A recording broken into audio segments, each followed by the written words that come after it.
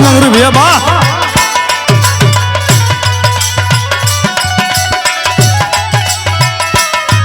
कोनो जोड़ना ओमकार भाई।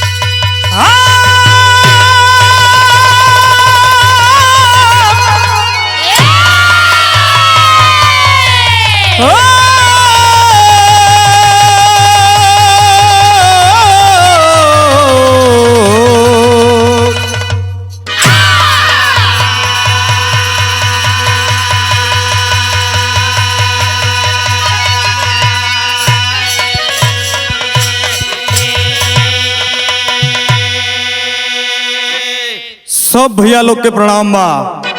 हम बिरहा गायक चंद्रजीत बनारसी आप सभी लोगन के बीच में एक बिरहा लेके आ रहल बानी। तुलसी बिरहा इंटरटेनमेंट के माध्यम से ई बिरहा आप लोग के बीच में जाई। आशा ना विश्वास बा ए बाबू कि आप लोग जैसे हर कैसेट के प्यार दुलार दिहिला, यहू कैसेट से आप लोग को वह प्यार दुलार मिली। और आप लोग से हाथ जोड़ के निवेदन बा कि ये चैनल के सब्सक्राइब करी और वीडियो के शेयर करी। दिल को झकझोर के रख देने वाली हृदय विदारक घटना, दिल तो गाने का नहीं था लेकिन कुछ प्रेमियों का, कुछ चाहने वाले लोगों का फोन आया कि भैया इस कहानी को गा दीजिए। आज आप लोग के आशीर्वाद से ये बिरहा आप लोग के बीच में भेज रहल बानी। बिरहा का शुरुआत बा 4 लाइन भूमिका का भाव।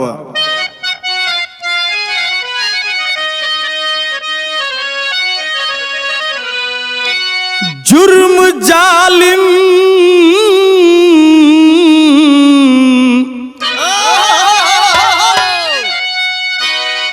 जुर्म जालिम जमाना जब करने लगा,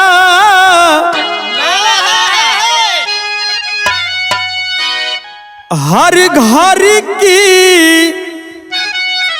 हवा जुर्म हो जाएगी। जुर्म से ये प्रशासन अब डरने लगा,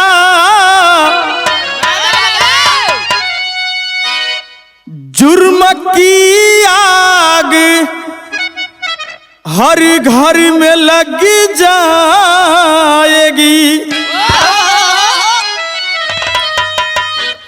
जुर्म नफरत भी है, जुर्म इंसान है। अरे जुर्म देख कलेजा बिहारने लगा। चंद्रजीत कलम आंसू प्रश्न पूछे, आंसू बन के जख्म नैन बहने लगे।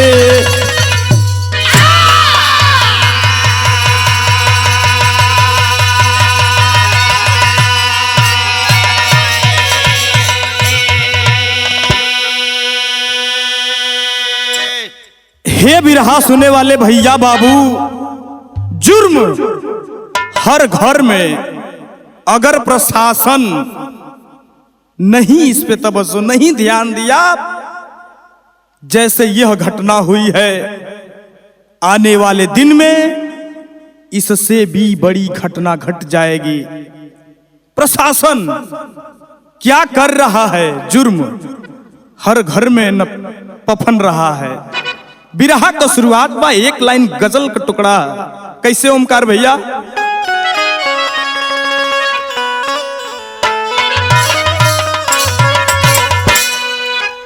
ई कौनो आशिक का दर्द बा, दिल टूटल बा और कलश की जा जब तू साथ छोड़ दिहला, बदनाम कर दिहला, तो इससे बड़ा दर्द हमारी खातिर नहीं के। कहले बा का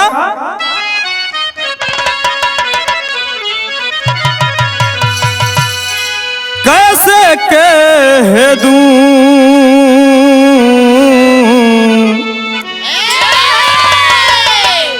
अरे कैसे कह दूं बुरा जमाना है।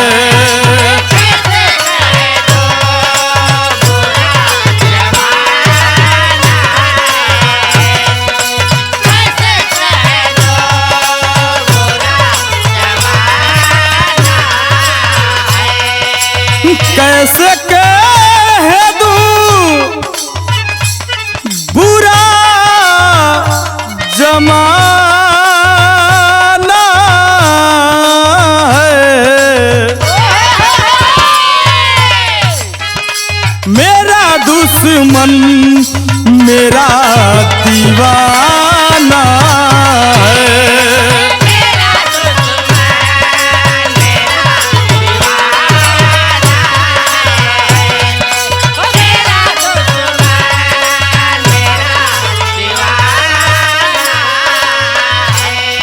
लेकिन बिरहा में सबके मन का बात कवि जी लिखत हूं कि आदमी के अंदर इंसानियत नाम का चीज नहीं है। आखिर आदमी के अंदर है क्या? हर नयन में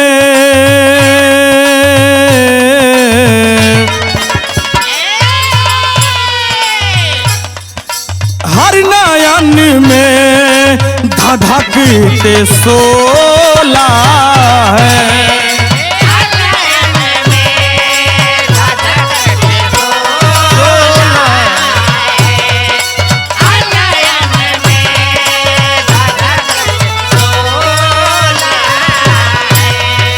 हर नयन में धधकते सोला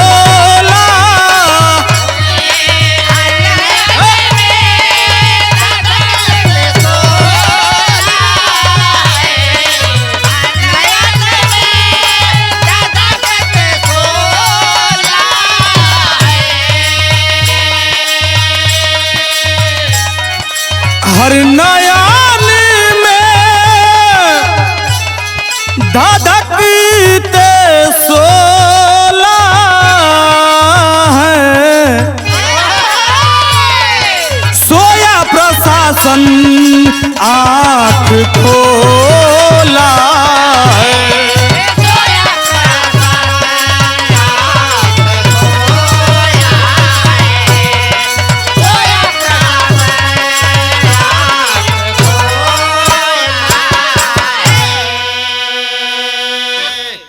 बिरहा का शुरुआत बा नजम से अंदाज है। कैसे मास्टर?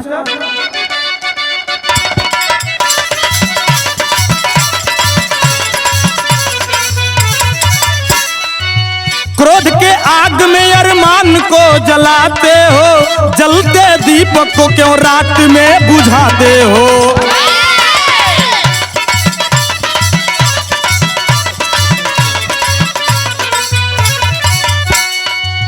उत्तर प्रदेश में बलिया जिला बागी है, बेलथरा रोड में कैसे लौगी आगी है।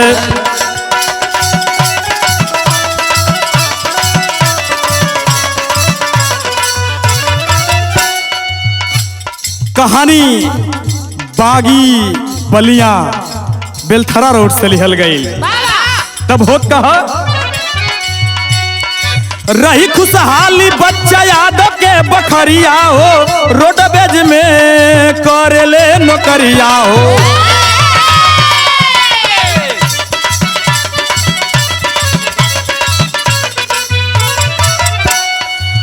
दो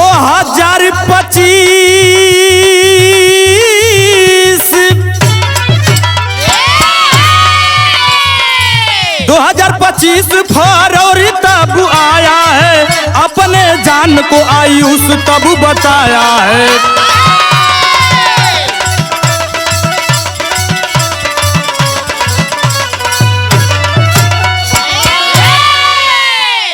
भैया हो बात के समझला, कहानी एकदम शीशा लेखा साफ साफ झलके लगी। अपने उत्तर प्रदेश में नामी जिला बागी बलिया बेलथरा रोड से कहानी लिहल गई हो बाबू। बच्चा यादव का परिवार बड़ा हंसी खुशी से चलता। जिला बलिया बेलथरा रोड थाना उभाव के रहे वाला बच्चा यादव रोडवेज का ड्राइवर हुआ। बड़ा हंसी खुशी से परिवार का वाहन चलता। ये बाबू बेटवा जवान भइल बा, 2 बिटिया और बेटा आयुष जवान होता है। बाबूजी नौकरी कर बेटा भी जवान हो गई। धीरे धीरे बेटा का दोस्त यार में मित्रता बढ़ल बा। ये बिरहा सुने वाले भैया बाबू अपने मित्रता में वो भटक जाता है और भटक करके एक गैंग बनाता है, जिस गैंग का कोड रखा गया है मीडिया के हिसाब से 22, 17, 15। उस गैंग को वो ज्वाइन कर लिया। गांव को छोट मोट मारपीट, चट्टी चौराहे पर झगड़ा तकरार, यह प्रतिदिन का ओकर काम बन गई। समय बीतता, बाबूजी सरकारी नौकरी करत हुआ। परेशान हो गई ना कि लाल ये गलत काम है बेटा, ये काम करके कुल धंधा छोड़ दे, चल तो के कोनो रोजगार पर लगा दी। बाबू बच्चा यादव अपने बेटवा आयुष यादव के बनारस में एक ढाबा खुलवाते हैं और कहना कि यही ढाबा पर तू काम करा। समय बीतत बा, 2025 फरवरी का महीना चढ़ल हो बाबू। फरवरी में एक निमंत्रण मिला आयुष को। निमंत्रण मिला तो आयुष के मन में कहा, यहाँ एक लाइन गीत है, वाह वाह शेर हुआ।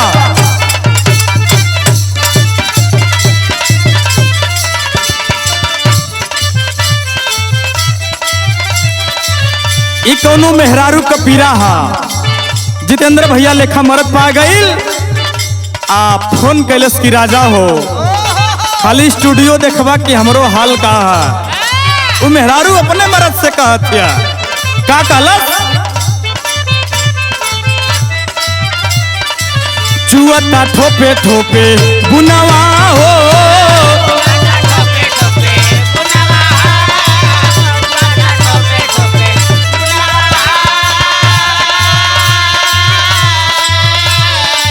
पियवा बसल देहरा दुनवा हो,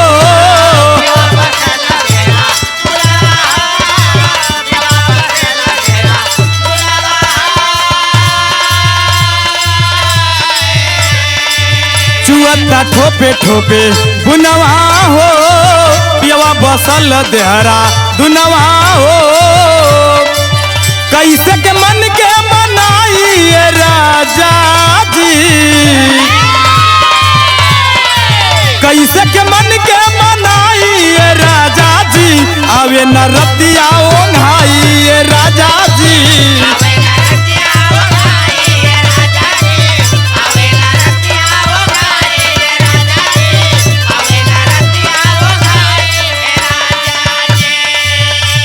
लेकिन बिरहा में आयुष के 2025 फरवरी में निमंत्रण मिला है, तिलक महोत्सव में जाना है। ओकर खुशहाली बताओ, ओकरे मन में कितना खुशहाली बा आयुष के। कहना बा, रहली फरवरी के मैया हो,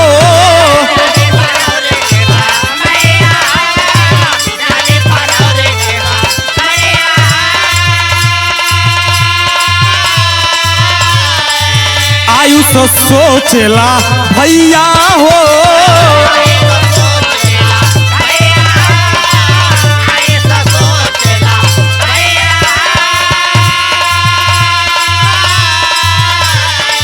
रहली फरवरी के मैया हो, आयुष सोचेला भैया हो, अपना गिरोह साथ दावत में जाएंगे, अपना गिरोह साथ दावत में जाएंगे, नाचेंगे गाएंगे खुशियां मनाएंगे।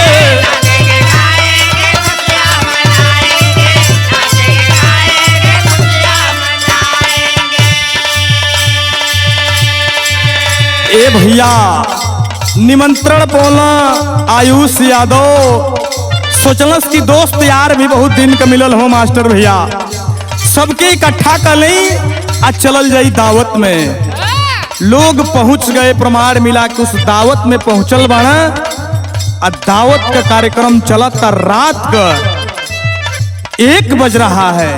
मैं नहीं कह रहा हूं, मीडिया का ये कहना है। रात का 1 बजा था तो होत कहा,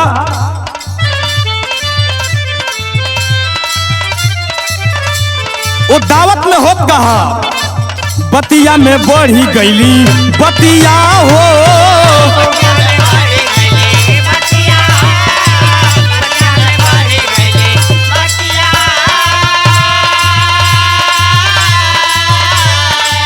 क्रोधवा में लाल भैली अखिया हो,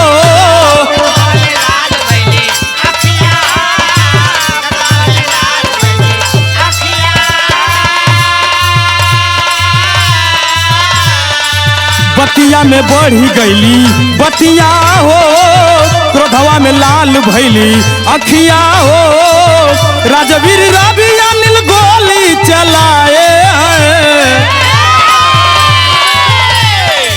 राजवीर राज रवि गोली चलाए हैं, किसी तरह से आयुष जनवा बचाए हैं।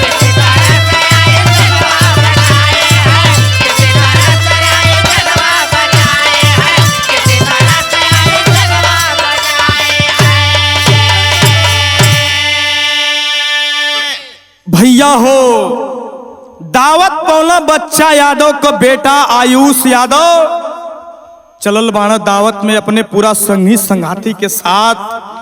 दावत का कार्यक्रम चलता हो भी रहा। सुने वाले भैया बाबू, रात को 1 बज जाता है। किसी बात को लेकर के वहां विवाद हुआ और विवाद में अंजाम यह निकला कि राज रवि अनिल रात को 1 बजे आयुष यादव पर गोली चला दिए। लेकिन भगवान की मर्जी रही कि आयुष यादव को गोली नहीं लगी। सुबेर भइल हो बाबू, किसी तरह से जान बचाकर भगा है। सुबह हुआ एफआईआर नामजद एफआईआर दर्ज होता है और वो नामजद फोटो के साथ जब एफआईआर दर्ज हुआ, जवन साहब एफआईआर दर्ज कैल नाम के आगे एनसीआर में लिख दिए कि अज्ञात, जबकि सीसी फुटेज उनके सामने था, नामजद रिपोर्ट था और वो दरोगा साहब कौना लोभ में वो दुराचारियन के बचावल चाहत रहना। अज्ञात में मुकदमा दर्ज कर देते हैं। परिवार के लोग नामजद रिपोर्ट दर्ज कैलन, लेकिन यहाँ अज्ञात लिखा गई। एफआईआर सही तरीका से नहीं लिखा गया और परिवार को सुलह समझौता का दबाव मिला। परिवार के लोग, मुखिया बच्चा यादव अपने बेटा के बचावे खातिर के हमारे लाल के आज गोली से बच गइल बा, हो न हो कहियो और गोली लग जाए। झगड़ा मार कैला से कोनो फायदा नहीं के। लोगन का बात मान के सुलह समझौता फरवरी में कर लेते हैं। समैया बीतल है। धीरे धीरे 2025 का दिसंबर का महीना आयल हो बाबू। यहाँ होत कहा, यहाँ एक लाइन गीत है मास्टर।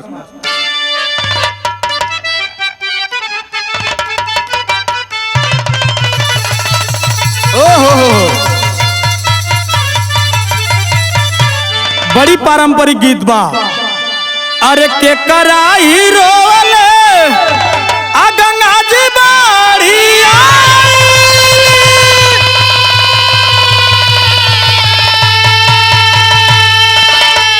अरे के कराई रोले जमुनवा हो,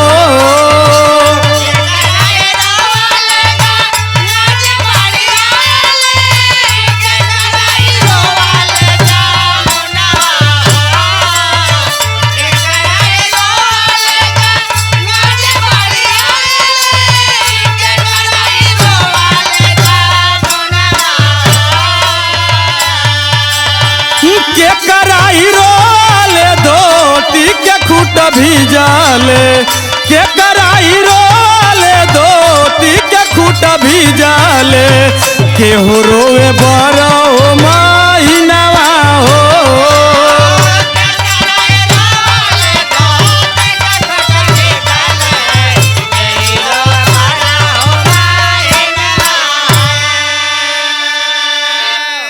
भैया हो लेकिन बिरहा में भाव है कैसे? अरे धीरे धीरे बीतल कुछ दिन का समय,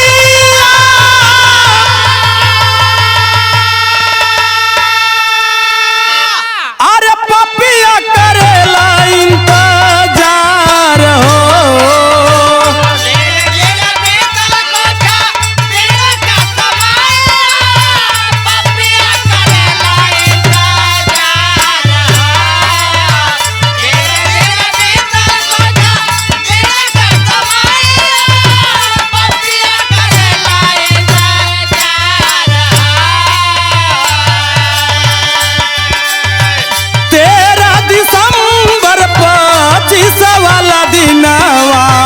दिनवे में डूबी गईले चांद हो।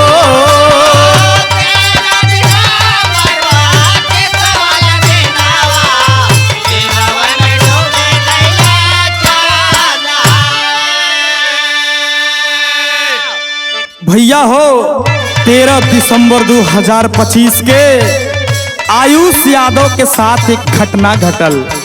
वो कौन घटना है? आयुष यादव के मार दियल गोलियां,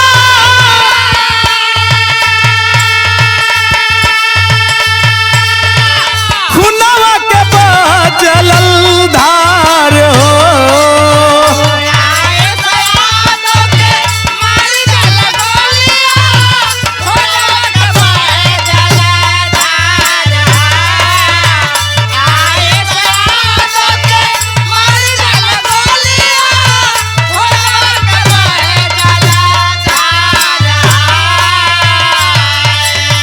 गोलियां लगाता आयुष घरवा में गईले, गोलियां लागत आयुष घरवा में गईले, बहिनी रोएली चिखकार हो।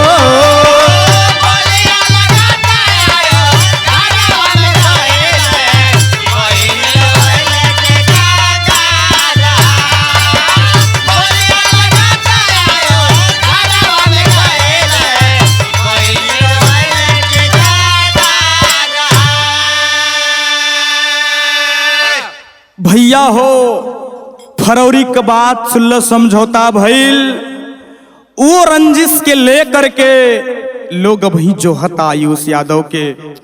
आयुष यादव अपने घरे बनारस से आइल बाना, कौनो शादी का फंक्शन में हो बाबू। शादी का फंक्शन बीता था या नहीं, लेकिन आयुष यादव अपने घर के बाहर जैसे ही निकलते हैं राहुल उसमें मुखबिरी कर दिया और आते हैं मोटरसाइकिल से, 2 मोटरसाइकिल से आते हैं और तड़तड़ा करके गोली मार देती हैं आयुष को। 2 गोली सीने में और 1 गोली पैर में लगी है मेरे बाबू। गोलियां लगल, आयुष यादव भागल घरवा में गईला हो बिरहा सुने वाले भैया बाबू। बहन प्राची यादव देखलस भैया का हाल, चीख चित्कार मचोले बा हो भैया। गांव जवार के लोग जुटल बा, देखल कि आयुष यादव के गोली लगल बा। भागल लोग, गाड़ी मंगौल आ गाड़ी मंगा के आयुष यादव के इलाज के लिए लोग लेकर चले हैं मऊ। तो खुद कहा विदेशिया से भाव,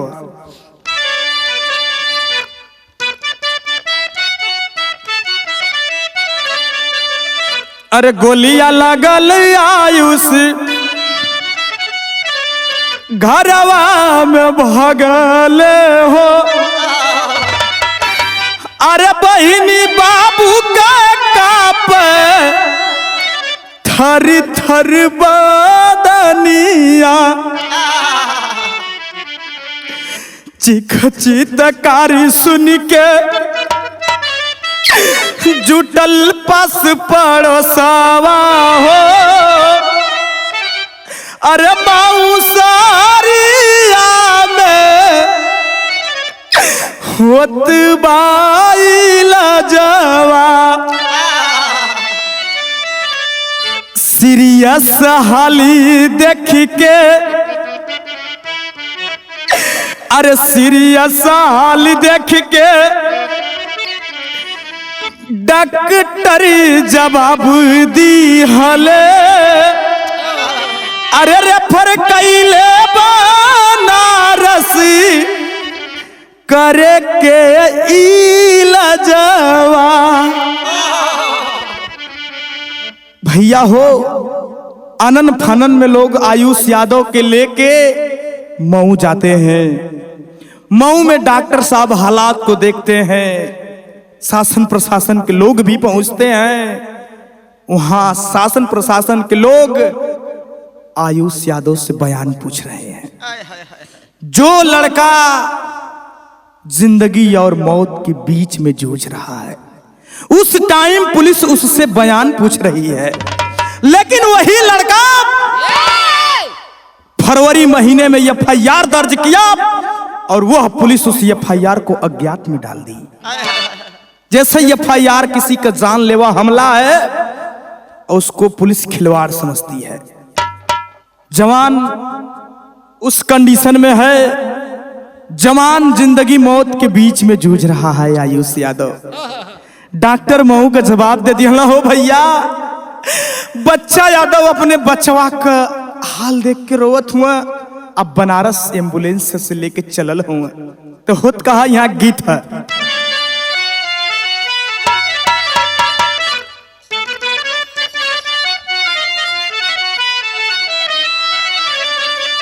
गीत से बढ़िया बिरहा में भाव है।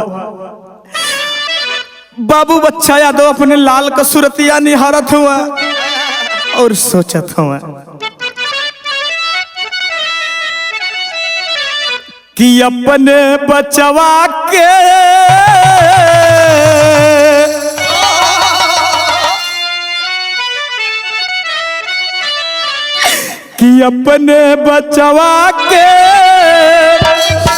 बाबू आज रोवेले निहार अपने बचवा के।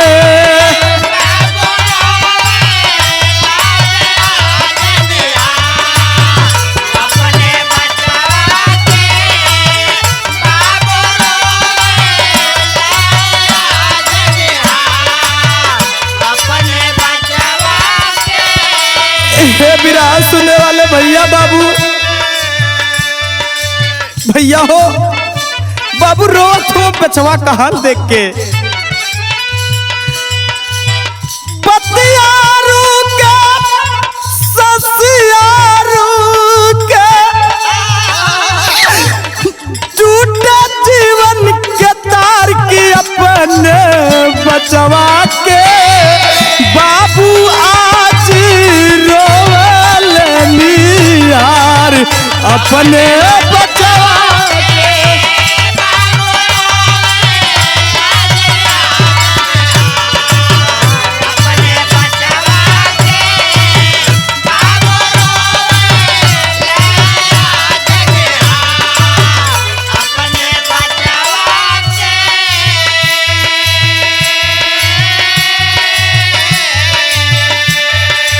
ये बिरहा सुनने वाले भैया बाबू, ओ टाइम वो बाप के दिल पर कहा गुजरत रहा, जकरे एक औलाद एक बेटवा आयुष यादव।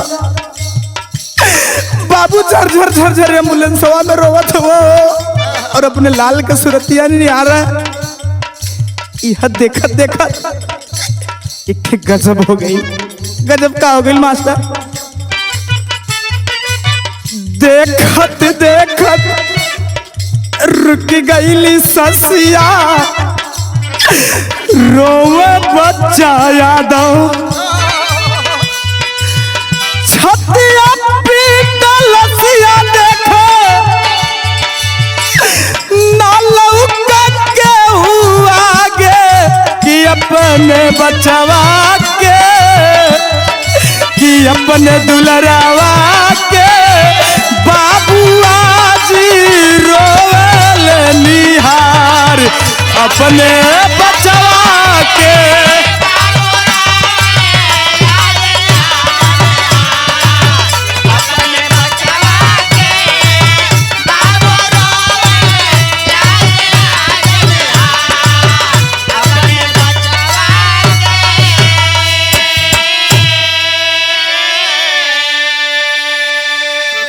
भैया हो बाबू अपने बचवा के देखत हुआ, देखते देखत एम्बुलेंस में आयुष यादव दम तोड़ दिया। बाप के जिगर के ऊपर पहाड़ टूट गया मेरे बाबू जी। उस टाइम बाबू अपने लाल कसूरतिया नहीं आ रहा, एम्बुलेंस हवा में छतिया पीट पीट के रोवा हो बाबू। बनारस से लेकर के वापस चले हैं बलिया जिला के तरफ। बचवा का लाश एम्बुलेंस से आवत बा। जब बलिया अपने बेलथरा रोड के निकट पहुंचे हैं, ई खबरिया घरवा गई लो बाबू कि आयुष यादव अभी दुनिया में नहीं क्यों हो भैया। बहनिया रोता कि ये भैया ई का हो गल। बहनिया रोता कोसता एक बात कहलस का,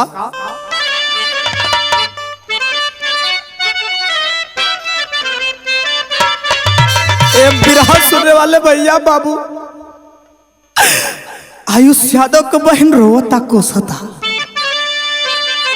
प्राची रोवे भर के आँख में आस, अरे प्राची रोवे भर के आँख में आस, भाई के साथ छूट गई।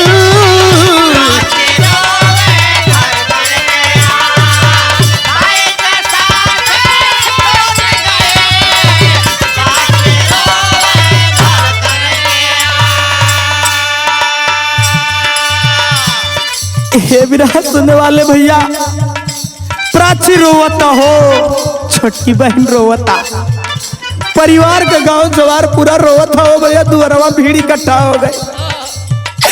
आयुष यादव अब नहीं दुनिया में होत कहा।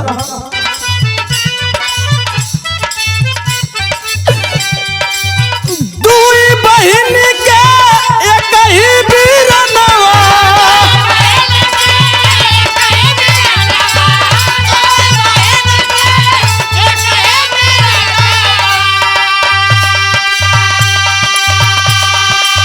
रोवेले बाबू कहाँ गइला ललनवा।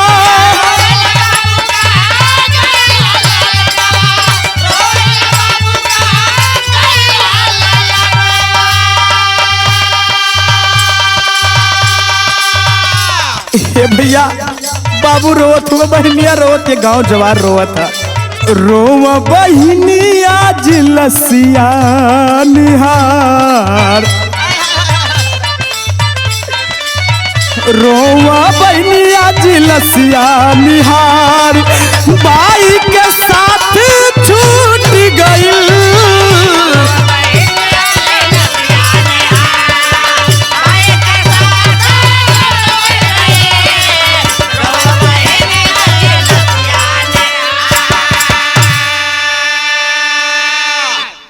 भैया हो आज आयुष यादव दम तोड़ दिया। 2 गोली सीने में लगी थी, 1 गोली पैर में। भैया हो बाबू हो आयुष दम तोड़ दिया। वही उभाव थाना है जिस नाम से FIR दर्ज हुआ, वो थाना अज्ञात में मुकदमा दर्ज करता है। आज भी वही थाना है जो लाश के लिए पोस्टमार्टम के लिए परेशान है कि इस लाश का पोस्टमार्टम करवा दो। अरे तुम्हारे भी तो घर भाई बहन बेटियां हैं। एक बार आला अधिकारियों के लिए यह लाइन है कि अपने दिल से पूछो कि अगर इस जगह तुम्हारा भाई होता, तुम्हारा बेटा होता, तो क्या मुकदमा अज्ञात में लिखवाते? अगर उस टाइम सही कार्रवाई होती तो शायद आयुष का जान बच जाता, लेकिन पुलिस की कमी से आज आयुष के साथ दोबारा घटना हुआ और आयुष यादव इस दुनिया में नहीं। परिवार के लोग लाश लेके रोवता और प्रशासन के लोग लाश पोस्टमार्टम करवाओ बदे परेशान बा।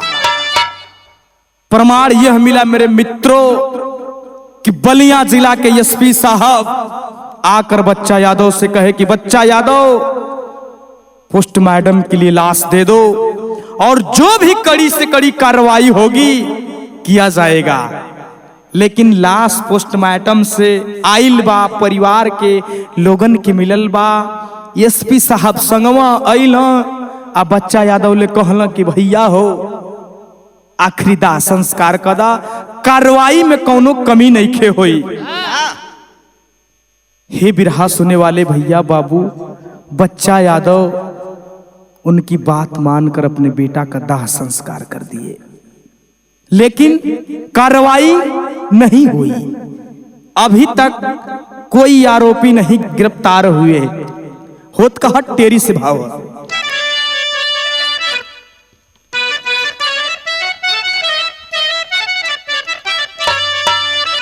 गोलिया से आज बोलिया बंद भइल, अरे साथी साथी संगे खेलला खूनी होलिया रे हो, होलिया रे हो। गोलिया से आज बोलिया बंद भइल, साथी साथी संगे खेलला खूनी होलिया। हे बिरहा सुने वाले भैया बाबू, खाली आपन वर्चस्व जमावे में आयुष यादव को गोली मार दिया जाता है। जब आयुष यादव के गोली मार दिहल गई तो होत कहा पहपट से भाव।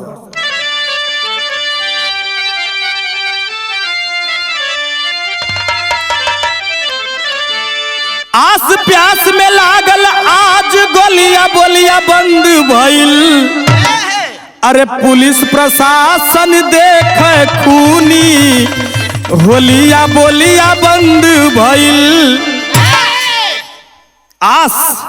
आस लगाकर परिवार एफआईआर दर्ज करता है, लेकिन पुलिस उसको एक कूड़ादान में उस एफआईआर को डाल देती है। और आज पुलिस खून की होली देख रही है। खूनों की होली ये प्रशासन के लोग ऐसा करवाए। तब एक समय हुआ था 28 अगस्त 1990 को, ये भारत देश का एक बेटा जाकर पाकिस्तान में फंस गया और वहां से कई बार अपने भारत सरकार को चिट्ठी लिखता रहा, लेकिन भारत की कायर सरकार उस चिट्ठी का जवाब नहीं दी। वो कौन था? सरबजीत।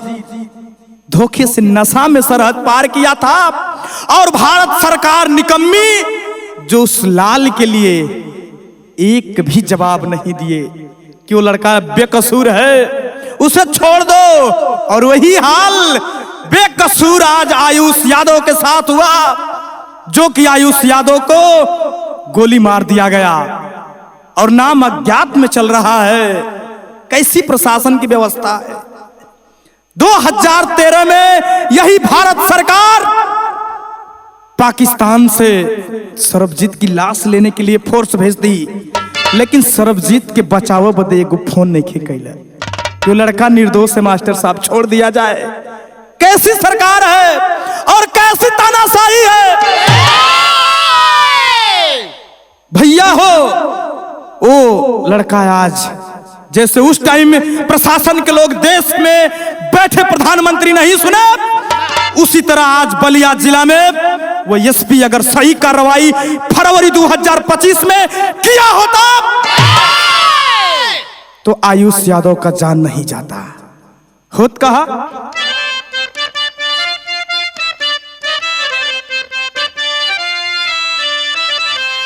अरे पाकिस्तान जेल से भेजे सरबजीत तब पतिया हो, अरे भारत सरकार नाही कैल ये कहू बतिया हो।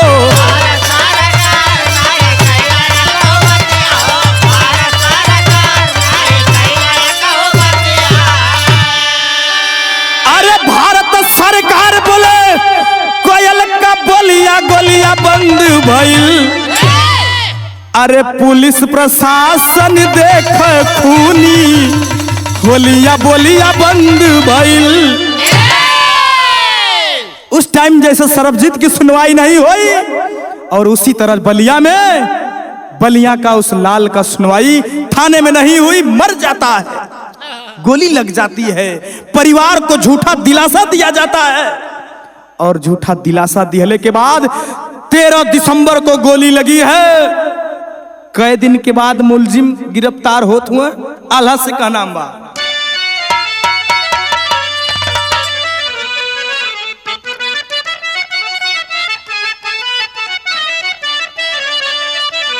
अरे भव्य भारत देशवा का पुलिस प्रशासन भैया,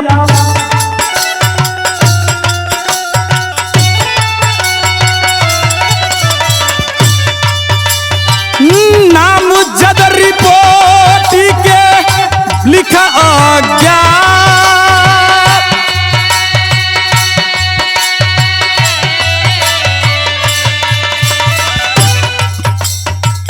पीड़िता परिवार जब रिपोर्टा लिखावे बाबू,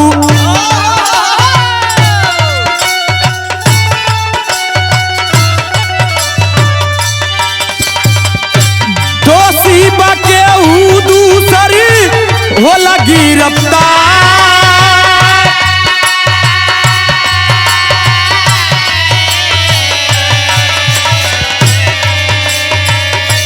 इक्कीस दिसंबर के गिरफ्तार भइले बाबू,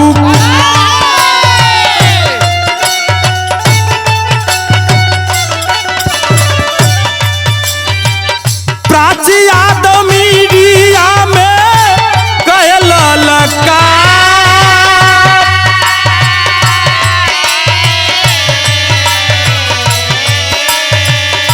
प्रशासन से न्याय यदि हमें मिली है नहीं,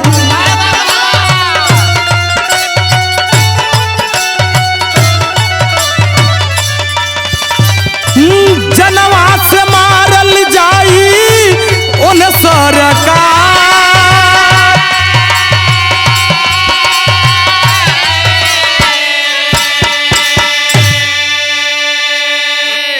भैया हो,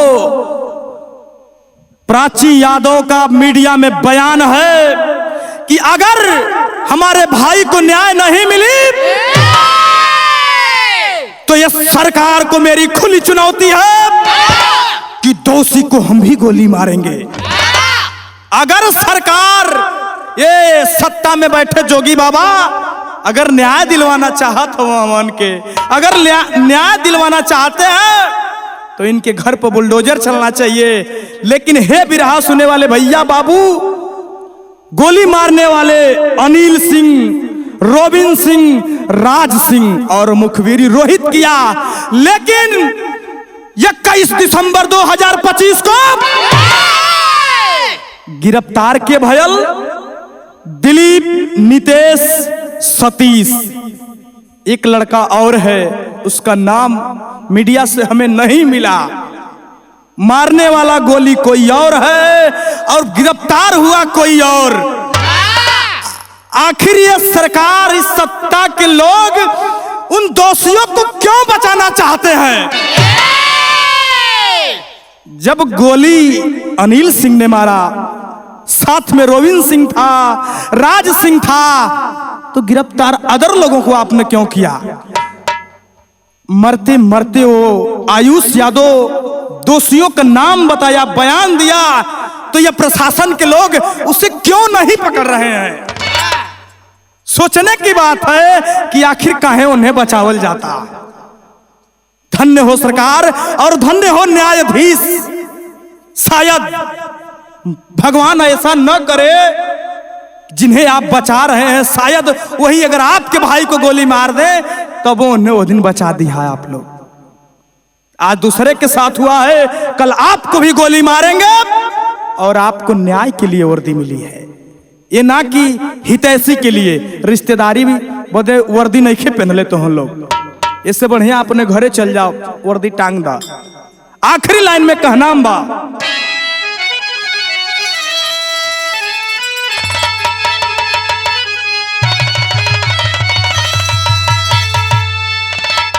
अरे जुर्मा पूरे दुनिया में अरे प्रशासन बढ़ावे हो,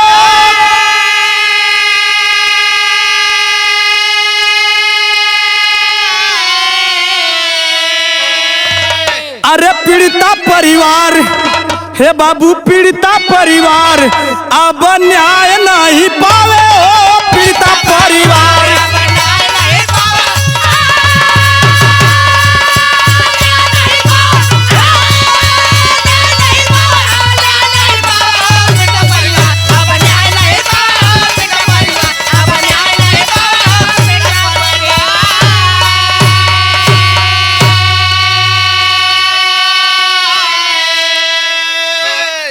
जब वर्दी पहरी है, पहलका दिन शपथ ली है, तो कहिए कि मैं कसम खाता हूं भारतीय संविधान के तहत ईमानदारी निष्ठा से अपनी ड्यूटी निभाऊंगा।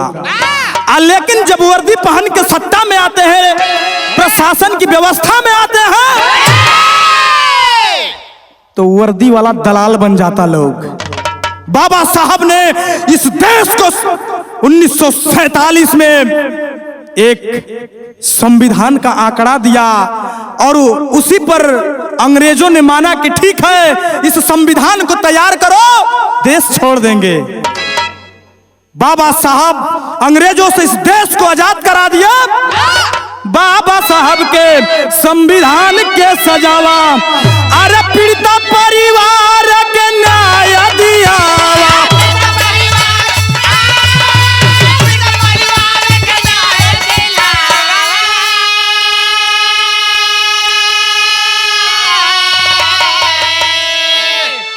जुर्मी जुर्म करे से अरे जई है थर्राई हो,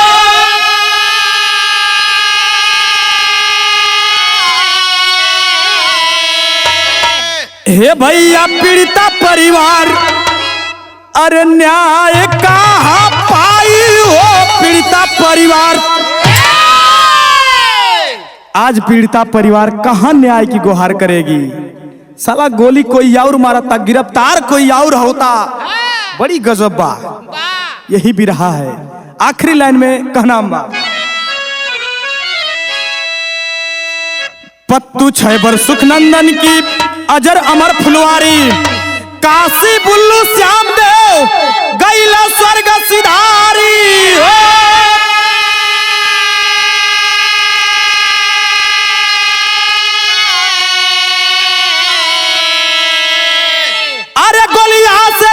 बोलिया बंधु भइल तो लक्ष्मण चंद्र जी जिन